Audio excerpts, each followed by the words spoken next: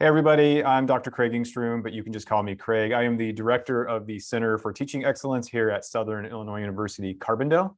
Today we have a guest with us, Paul Hila. He is an instructional designer, part of the enablement team at D2L Brightspace. So just real quickly, so you all understand that we do have a partnership with D2L Brightspace where we pay for a subscription to access to some of their instructional design team. They can do a wide range of things in support of our mission here at Southern Illinois University. And some of that includes trainings like you're going to experience today, but it also can be one-on-one consultations, course reviews, and so forth. So if you are interested in any of that, make sure that you reach out to me. In introducing our guest, I do want to say that he can share more details if I miss something, but Paul Hila is an instructional designer for D2L. He has a background in English literature and visual studies. He has a master's in teaching. He is TESOL certified, that is teaching English as a second language. And he's been working in e-learning and content development as an instructional designer for over 3 years. I will let him sort of take over. Today's presentation is part of a series of presentations on the instructional design. We're starting today with the fundamentals of instructional design and course design so that you can be thinking about how you want to develop your course with a mind towards how that will translate to online teaching. But I'm a big proponent of the idea of design for online, which means that even in face-to-face courses, you should always be developing your content so that it could be easily transferred to an online environment, especially if you are delivering content to students through a learning management system like D2L. After this training, next week, we will have an assessment basics in D2L. So really sort of the very basic tools of translating your instructional design process into the online environment where you can do some sort of basic assessment and check-ins with students. And then finally culminating and ending with the advanced assessment in D2L, where we'll really start looking at measuring program outcomes and learner competencies using a wide range of tools that are available to you in D2L. I will be placing a list of all of these activities in the chat here momentarily, as well as an announcement for another event that you can join us for here in the CTE. And at this time, I would like to welcome Paul and let him share with us all of the fundamentals of instructional design. Yeah, thank you very much, Greg, for that introduction. Let me just share my screen here because I do have a slideshow prepared. Let me know if you can see my screen. We can. Yeah, great. Okay. So the focus of this session is on learning outcomes, and learning outcomes are a foundational building block of the course creation and course design process. So I'll skip this slide since Greg did a great job introducing me, but I do want to thank you all for taking some time out of your busy schedules to sit in and listen to this presentation. And so the agenda is, we'll start with the very basics. What are learning outcomes and why do they matter? Then we'll jump into how to write effective learning outcomes. And then we'll look into how we can leverage some Brightspace tools to associate learning outcomes with assessments. And then we'll have an open QA session at the end of the presentation. So yeah, let's get started. So what are learning outcomes? There's a lot of terms that are thrown in the mix: learning outcomes, learning objectives, standards, goals, competencies. And I want to focus here on this slide on learning objectives and learning outcomes. A lot of the time, these two terms are used interchangeably to mean the same thing. But where there is a distinction, generally learning objectives describe what an instructor, program or institution aims to do, so what the purpose of the course is, whereas learning outcomes describe what the students should be able to do or demonstrate by the end of the course. And so for the sake of this presentation, I'm going to stick with learning outcomes. So I'm going to refer to learning outcomes, and when I refer to learning outcomes, I mean specific statements that describe what students will be able to do when they successfully complete a learning experience, whether it's a project, an assessment, or a course. So learning outcomes can be, as you know, can be designed at different levels. So if we look at the graphic here, we can design learning outcomes at the degree level, at the program level, at the course level, and then more granular level in the lesson or modular level. So a module is an individual unit of learning within a course. And so, you know, the outcomes at the degree level are aligned to the outcomes at the program level, and then the learning outcomes at the program level are aligned with the learning outcomes at the course level, and so on and so forth.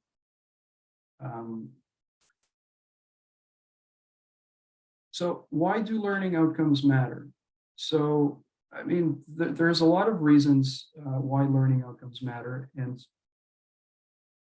you know, in the recent decades, there's been a bigger focus on learning outcomes, especially making learning outcomes more student-facing and visible to students. And there's a number of reasons why that is. I've listed 3 here. And the first reason is, like I said, you can design learning outcomes at different levels, at the program level, at the course level, and more at the modular level. And so you want to make sure when you're designing your course learning outcomes that your program learning outcomes are aligned to your course learning outcomes. And then your course-wide learning outcomes are aligned with your with your modular learning outcomes. So that's the first reason. The second reason is learning outcomes will guide your content, your activities, and your assessments in the course. So I'm not going to get into too much detail into backward design, but backward design, I'll mention it here, is a theory that says when you go in to create a course or a learning experience, you should start with the end goal in mind. So you start with the learning outcomes by designing clear outcomes. And then the next phase, once you have your learning outcomes, is to create assessments that will achieve, or rather that will assess the student's achievement level of those learning outcomes. And the third reason here is learning outcomes provide learners with a clear purpose for their learning. So if you think of learning outcomes like excuse me, I'm going to pause there. I don't think, let me just do the slideshow. There you go. I forgot to do that. All right, so, okay. So if you think of learning outcomes as a contract between the instructor and the learner, they tell the learner basically, if this is implied, but if you complete the course, if you complete the activities, if you do all the readings, if you attempt and submit all the assessments, you will be able to do or accomplish or demonstrate the following. So it's a good target and goal that also motivates learners in the course.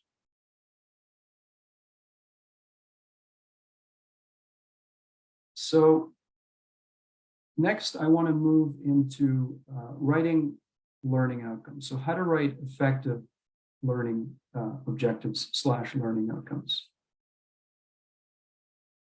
So writing effective learning outcomes, a good method is to use what is called the SMART method. And this is an acronym. S stands for specific. So have you used concrete action words to set expectations for the learners? M stands for measurable. So can the specified behavior be demonstrated and assessed? A stands for attainable. Is the outcome something that learners can achieve based on the provided learning materials? R stands for relevant. So do the outcomes reflect what learners should be able to do after completing the course, program, or degree. And time bound. So is there enough time, or is it possible for learners to meet the outcome within the context of the course? So in just very shortly, we're going to look at some examples of poorly written and well-written learning outcomes. But before we do that, when you go into design your learning outcomes, there are at least two taxonomies that are commonly used that you can leverage to help you designing your learning outcomes. So the first one is Bloom's taxonomy. So this looks like Bloom's taxonomy is a pyramid with different level of cognitive abilities, starting from low cognitive to high cognitive. So from remembering at the bottom of the pyramid, and then going up to understanding, applying, analyzing, evaluating, up to creating. And then, so when you're creating learning outcomes, you can refer to Bloom's taxonomy and sort of ask yourself, well, what should students be able to demonstrate? What do I want to assess on? So if we look at the remembering level, you can see that the question asks, can the student recall or remember the information? So this is, and there are some terms there listed that can help you phrase that learning outcome using these specific and measurable terms like define, duplicate, list, memorize, recall, repeat, reproduce, or state. And then for each of these cognitive abilities, there's actionable words associated with them that you can draw on when you're designing your learning outcomes. So the other taxonomy is Fing's taxonomy. And I mean, the clear difference is that Bloom's is a pyramid. So there's a hierarchical structure, and there's priority of higher order thinking to lower order thinking, whereas Fing's is a circle. So it's a more holistic approach where, you know, one dimension of learning doesn't have precedent over another, but they're used in conjunction when designing learning outcomes. Another thing to note is that while Bloom's taxonomy is cognitive centered, excuse me, Fing's does include some other dimensions of learning, including caring. So developing feelings and interests and values, as well as learning how to learn. So this is the metacognitive level of learning, which asks students to reflect on their own learning and on their own thoughts and perceptions related to what they're learning.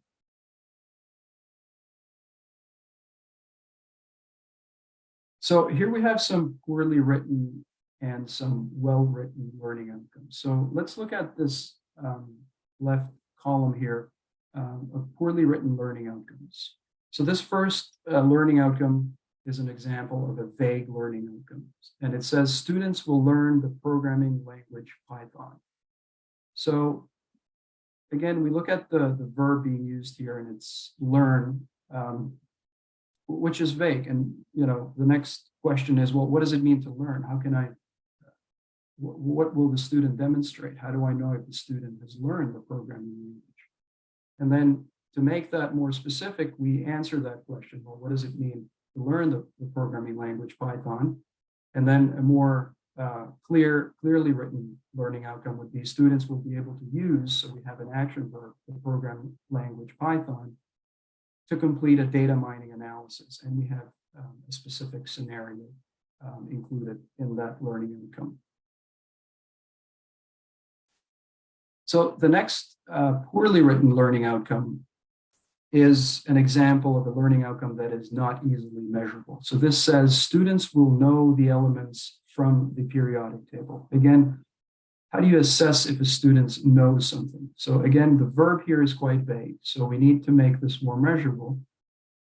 So what we can use a more measurable verb there. So students will be able to identify, again, this is pulled from, we can pull this verb from Bloom's taxonomy, the elements from the periodic table based on their symbols. So now we have a measurable learning outcome.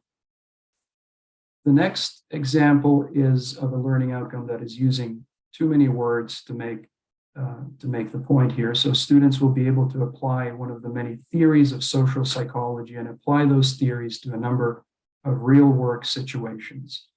So this is a bit verbose. So we want to remove the fluff and make the learning outcome more concise. To say students will be able to apply theories of social psychology to real world situations. And the next example here is an outcome that is irrelevant. So we have an example of a course objective and a learning outcome that is aligned to that, well, that is not aligned to that course objective. So the course objective says students will be able to construct a sentence in Spanish using correct grammar and punctuation. Okay, so that's a fine course objective. Now let's look at the learning outcome. The learning outcome says students will identify provinces in Spain on a map. So it's not aligned to the course objective. It's not relevant. So we want to be sure that our learning outcomes are aligned to the course objectives. So we want to rewrite that learning outcomes to say students will be able to conjugate verbs correctly in the past tense. So moving on, this is a good table that we recommend that instructors use when they're in the process of designing their course. So this would be something that you use right from the outset when you start creating the course. And like I said, if you're using backward design, you will start with the learning outcomes in mind. What is the purpose of the course? What are the objectives? What should students be able to do, demonstrate by the end of the course? And after you've written your learning outcomes, then the next phase would be to create your assessments that assess whether students' achievement of these learning outcomes. And then the third phase would be to gather content or write your content, gather resources, supplementary resources. That will be the main source of delivery for the course.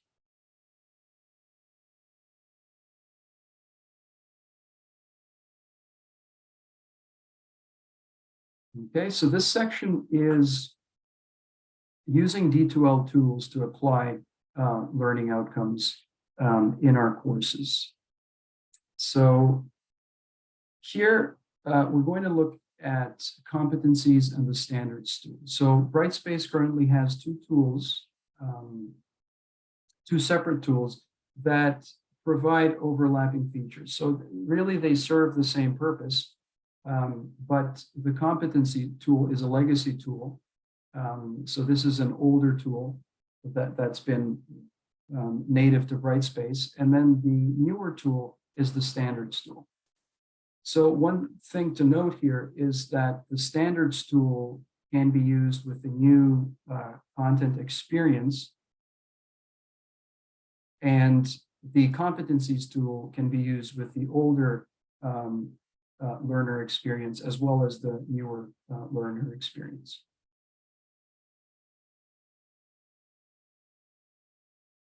An important notice here is that although there are two tools that have overlapping features and serve the same purpose, instructors aren't able to use both tools in a course. So if the moment you upload or you create your outcomes using the competency tool, you will notice that your standards tool will hide from view, so you won't be able to see it. So you can, and the same goes for the standards tool. Once you start using the standards tool, the competencies tool will be visible. So you can only use one tool per course, but you can use one or the other for different courses. So if you're using a competencies course in one tool, you can use the standards tool in another course. Yep, Craig, go ahead. Just a quick question. So if I understand correctly, competencies will no longer be available in the new content experience and the new student experience. Just FYI, we're moving in the CTE to only having the new experiences available. So by default, that means there would be no option for competencies. Is that correct? So with the new learner experience, you will see both tools. Okay. Yeah, you will see both tools. But the standards tool is not available if you're using the old learner experience. Gotcha. So they're available in I got it. So just going forward, we do have competencies and standards. And then just to be clear, once you decide to use competencies, you will not see standards. That's right, or the other way. Okay. All right, perfect. Thank you. And yeah, and moving forward, the last section of this presentation, associating your learning outcomes with assessments, I will use the standards tool to show you that, because I do personally feel that the standards tool is the better tool. It's easier to use, it's more user-friendly and student-facing. And we'll look at that in a bit. But so a little bit more about the difference between the competencies and the standards tool. So like I said, the standards tool, this is a new tool and it's compatible only with the new learner experience. The legacy tool is the competencies tool, and this is compatible with the old learner experience, but as well as the new learner experience. So both of these tools provide learning outcome alignment with achievement tracking. So you can create your achievement scale for both of these tools, which is how you will be able to determine if a student has achieved that outcome or not. And for the standards tool, you can define your scales of measuring achievement at the org level. Whereas with the competencies tool, you can define that scale of measuring achievement at the course level. With the standards tool, you can create your outcomes at the program level and then import them into your course, or you can create them at the course level. And with the competencies tool, likewise, you can create outcomes at the program level, organizational level, or course level, and then you can, so depending on where those outcomes sit, you can import them to the course level. So yeah, and the last point is they can both be imported.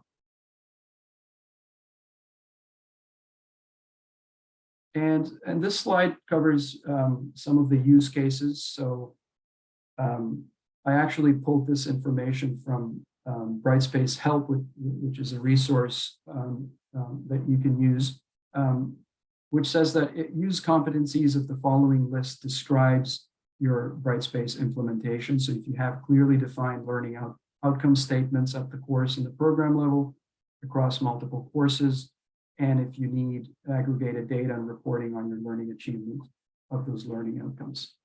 And then use cases for the learning outcomes tool.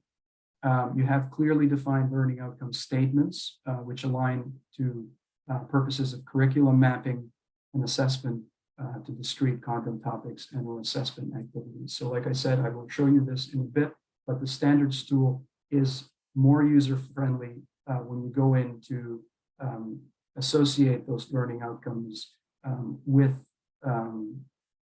assessments in the course. Another use case is if you're using learning outcomes which are available from the Achievement Standards Network. I don't think this is applicable for higher ed, from what I can tell. Or you can enter your outcomes into the learning outcomes tool, which I'll show you shortly. And the last use case is if you're interested in providing visibility to learners of their performance related to assessment activities aligned to learning outcomes. And we will also see what that looks like in the next section. Okay, so like I said, these slides will be focused on using the standards tool. So how can learning objectives be associated and tracked in the course? So I've identified 3 steps. The first step is importing or creating your standards into the course. So something to note here, if standards have been created at the program level and are being assessed using an already established achievement scale, you can simply import those standards to your course. Additionally, you can also import standards from the program level and create new standards that are maybe more specific to that course or are more modular.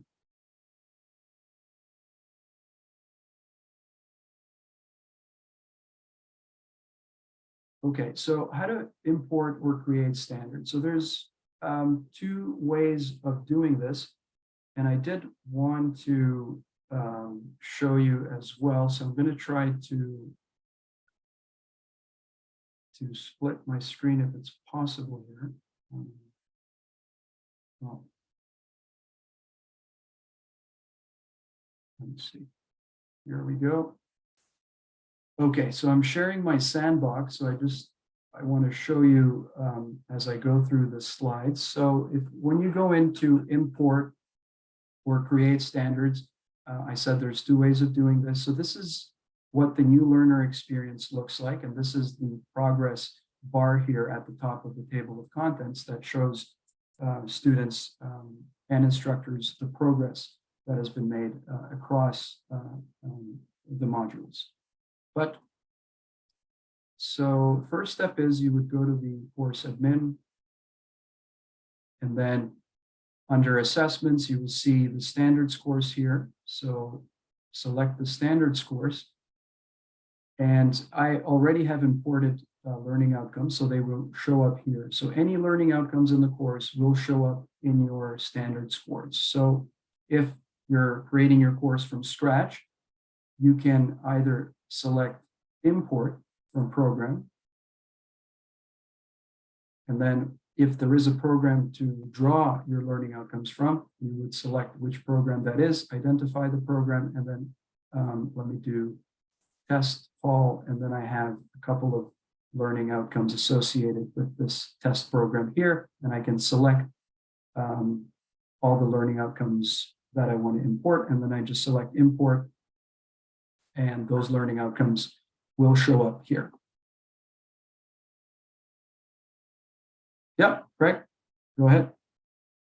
Sure, I just wanted to give a concrete example from SIU. So this could be, for example, the core curriculum already has a series of competencies/standards.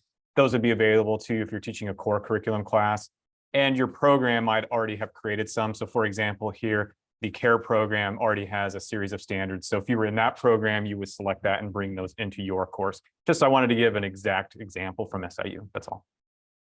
Yeah, great. Yeah, that's right. So you can import those competencies or learning outcomes from the program level. And then if you're adding other standards to your course, you would select add standards, and then you can just simply type in whatever that learning outcome is. And then you will see it here. So you can see from my screen, the learning outcomes that have been imported, it said created in the program, and it tells you at the top of the learning outcome which program those standards learning outcomes were imported from. The ones that I've created in the course, which is this last learning outcome here, doesn't say that, which means that this is a course learning outcome that will not show up at the program level.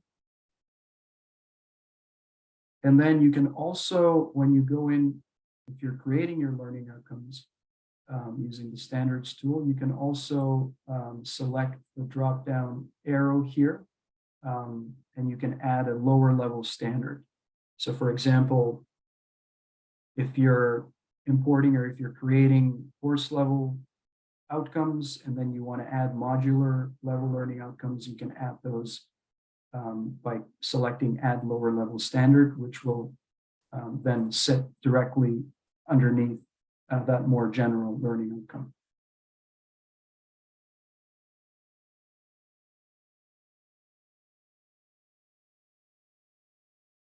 Okay, and then so once you have imported your standards, or you've created your own standards, or both, then they will show up in the standards tool, just like you see on the screen here.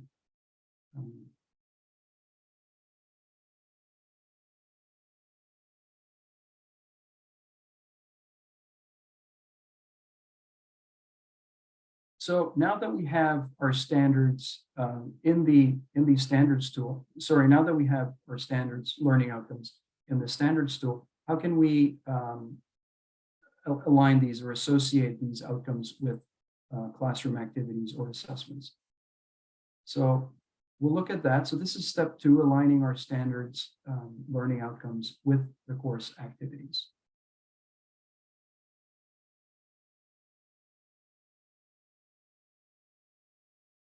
So let's navigate back to the table of contents. So once you have your standards imported or created, they will show up in the standards coverage tool. So this is if you select this course standards coverage, this progress bar here at the top of the table of contents, you will see basically at the top here, these are all the pages within a module. And then the standards, the course standards will show up here. And then you can see where those standards have been aligned. So this is a good way to map out your course standards with different, with your course content. So excuse me, the top row is actually, these are your modules. So here you can see which standards have been aligned with which modules within your course. And depending on what naming conventions you're using, you may be using units or weeks or lessons. So now, if you want to map that out, this is the process that you can follow. So if you want to associate your standards to course pages, you select on a given module. So I'm going to select Unit 1 Welcome module. And then I'm going to select the breadcrumb here at the top right corner of the page. And I'm going to select View Standards. And here I will see which standards have been aligned with which of the content pages within that module. So if I want to edit those standards, if I want to remove or add standards to those pages, I can go to Edit Standard Alignment. And from this window, I can just simply unselect the learning outcome or select different or additional learning outcomes to align with that content page. So for example, this is module 1. If I have a big assignment, a graded assignment that sits within module 1, I will be able to locate that page within module 1. And let me just move this out of the way. And you can scroll here to see all the pages that are within that module, but then I will locate that page where that assignment sits, and I will select all the learning outcomes that I want to associate with that assignment, that assignment is assessing.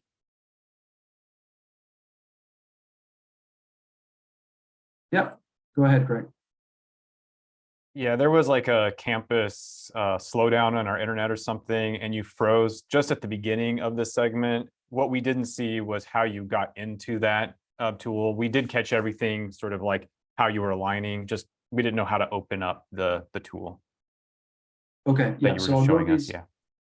Yeah, I'll go through these steps again. So you select, so you're in the contents tool here, in the table of contents. So you would select one of the modules that you want to associate learning outcomes with. So I'm going to select Unit 1 Welcome. And then I would go to the breadcrumbs at the top right corner of the page. And then I would select from the drop-down menu, the second option is View Standards. And here I can see all the standards that are aligned to those content pages within that first module. So from here, I can simply select Edit Standard Alignment, and then I can either remove those learning outcomes. I can select additional learning outcomes for the content pages within that module. So the example that I gave is if you have an assessment, I don't know if you caught this, but if you have a link to an assessment that's graded within this module, then you would scroll, identify where that assessment sits, under which content page, and then you would align, you would select the learning outcomes that are associated with that assessment.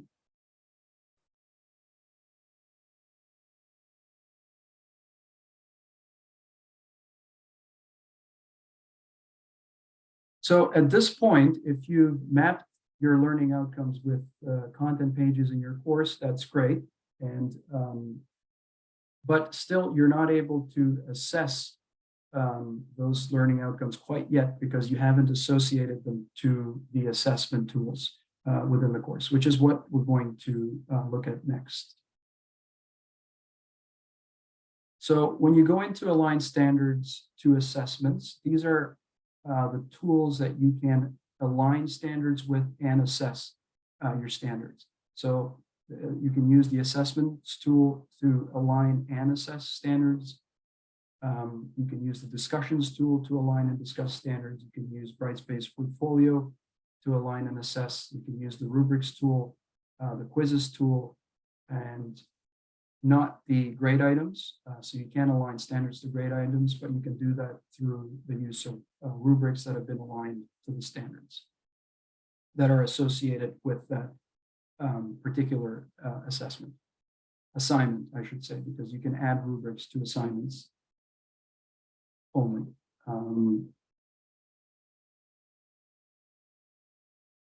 Okay, so now we've imported / created the standards in the course.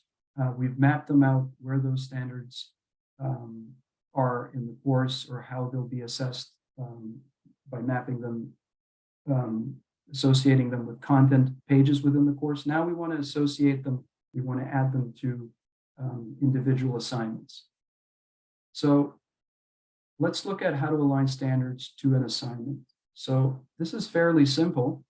Like I said, the standards tool is a fairly intuitive tool to use. So you would simply go to your course admin, or from your nav bar, you would locate the assignments tool and then select that. But I'll go to the course admin. Under assessments, I have the assignments tool here, the first tool. And then I'm going to select just a sample assignment, so a good copy essay. And then I'm going to edit that assignment. So you can do this when you're creating an assignment, or after you've created an assignment, you can go back and edit that assignment. And then what you do is you simply select this icon here. This is the browse standards icon. So once you select this icon, all of your course, all the outcomes, the learning outcomes in the course will show up. So you can scroll through those, and then you can simply select whichever learning outcomes you want to associate with that assignment. In this case, I've already selected 2 of them, so they show up here.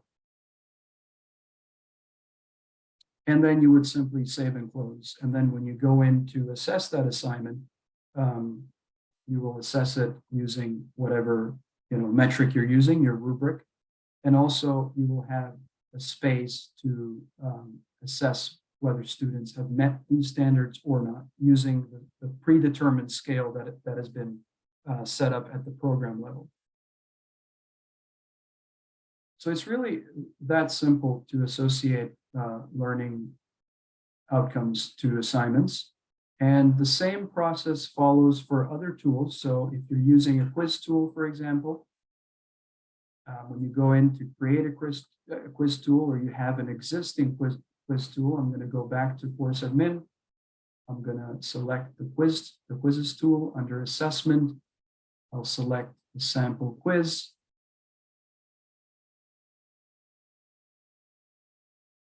And then once you're in this editing window and you have your quiz questions here, there is no browse standards symbol like in the assignments editing page, but instead you would select all of the quiz questions, or you can select some of the quiz questions.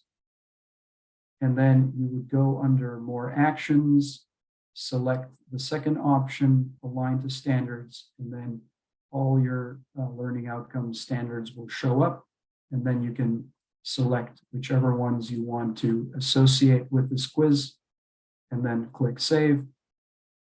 And then they will have been successfully associated with that quiz.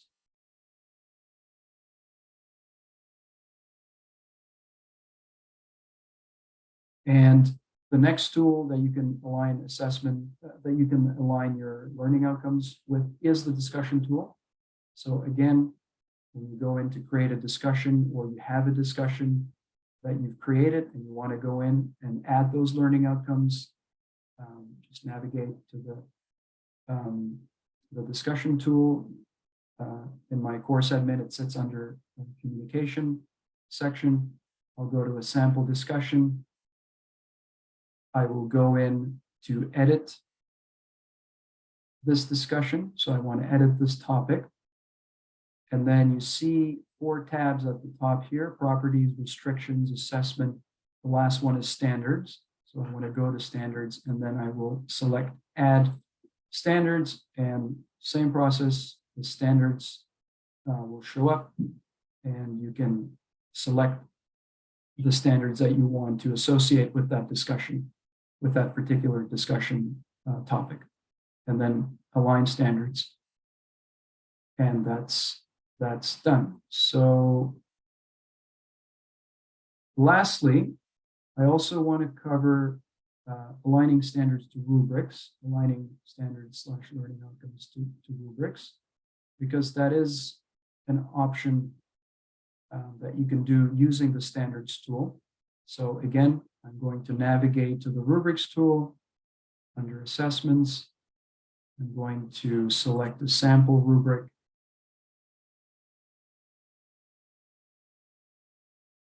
So this is a sample analytic rubric. At the top here, I have the achievement levels, and on this column here, on the left, I have the different criteria. Here I have the descriptions for each of those achievement levels. Right underneath the criteria, I have a standards button that I can select. And with the rubrics tool, I can associate learning outcomes with that specific criteria within the rubric. So I just go in, I would select, I'll just select these first 2, align, and then you will see here at the bottom, you have 2 standards that you have aligned with this first criteria in your rubric. And then, if you want to come back and edit it, you can simply remove the standard, or you can select the browse standard and select add additional standards, and so on. And you could do this for as many of the criteria that you have created in that rubric.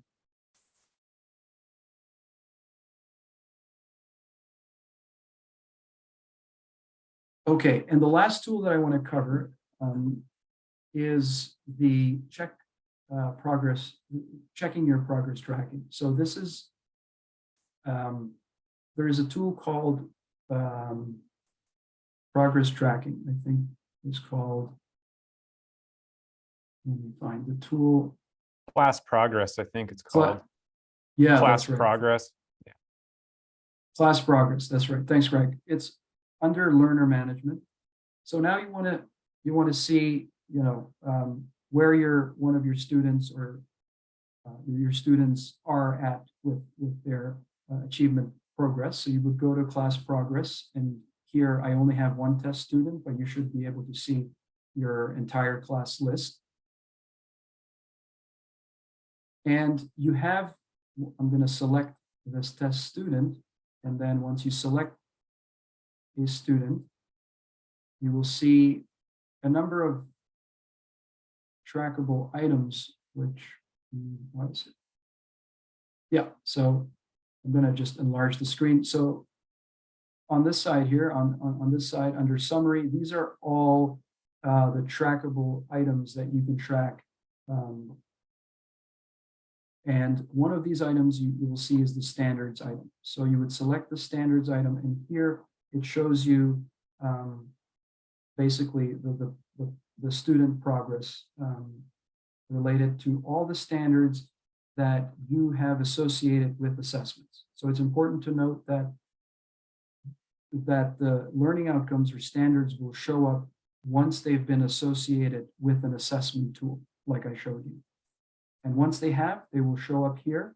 And you can see here next to each learning outcome, whether it's been assessed or not. So here it says not assessed. So when you go in to assess an assignment or a discussion or a quiz, you will have the option using that scale that's been pre-set up, whether the student, to select whether the student has achieved that standard or not. If they haven't achieved it, it will say here. If they have, likewise, it will say the student has met that standard. And if not, then no progress has been made. So, and you can see no standards have been assessed so far.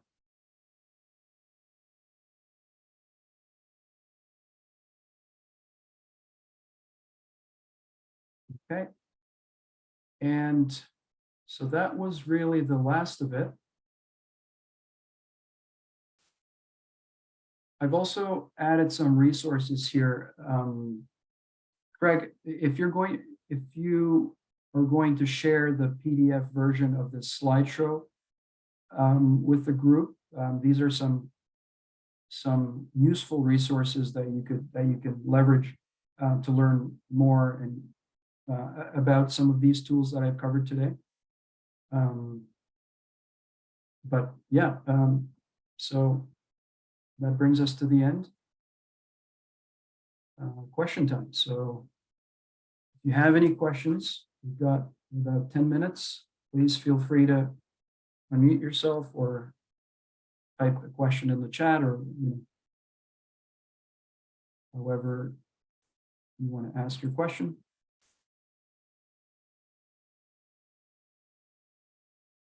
Maybe I will stop sharing.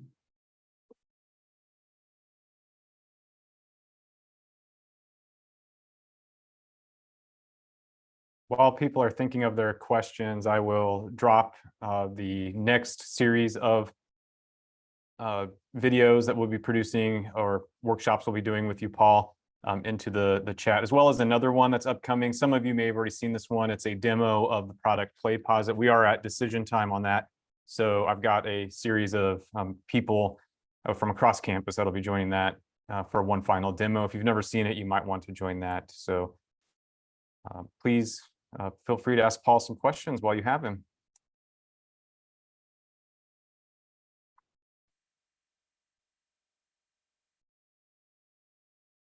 Well, I'm not seeing any questions, Paul. I do have a couple for thinking about going forward into some of those other sessions. I guess like a couple of things that came to my mind is, one, are there ways to maybe do some check-ins, or like knowing if, for example, if we're at the program level, right? So that's the next series of workshops for whoever's sort of in charge of assessment, knowing if those have been completed in courses. I guess like students aren't always going to meet standards, and maybe a program's more interested in that, but not letting the student know that they haven't met the standard. Is that possible? Like keeping standards hidden from students, but making it visible to administrators, for example. Should you do that? I don't even know. I'm just throwing out ideas. Is there ways to automate? I'm guessing with the rubrics tool, or if you have self-graded quizzes and you've assigned or aligned certain test questions or the test itself to that, it could automatically assign the standards. So can you give like I know with competencies, you could do like if they had a certain percentage score, it would just automatically sort of verify that they've met that. Is that possible with standards? I don't know. So those are some of my questions for not today, but going forward in the sessions. And I'm sure I'll have more and I'll email you. And I invite others to email me and I'll send them to Paul. Yeah, please do. Yeah, reach out if you can think of questions outside of this presentation. Yeah, please email them. But I do see a question from Maria here. I think it says, once set up in a development shell, will the standards and setting carry over to a new course when the whole class is imported into the new semester?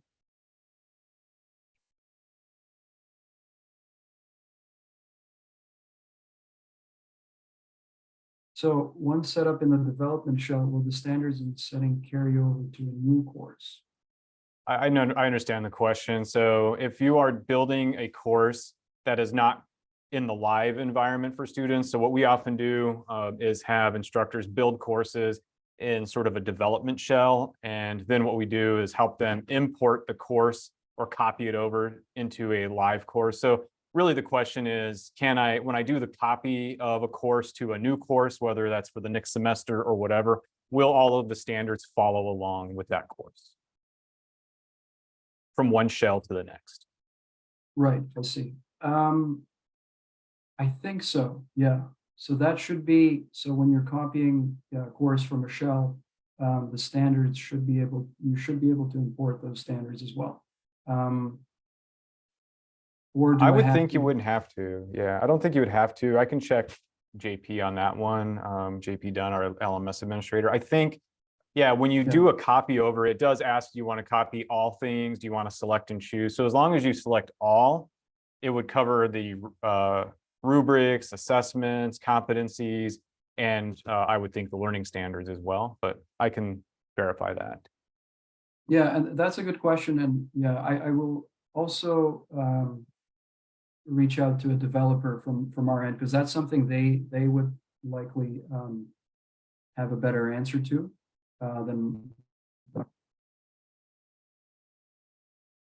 I mean, my inclination is that it would be, yeah, it would copy because it's such a tedious process. It would not be something D2L would want their end users to have to redo every time. So if it's not, then yeah, your coders need to get on that and develop it. But yeah, I'm thinking yes. Yeah, I'm also thinking yes, but I can confirm with the developer and get back to you. Perfect.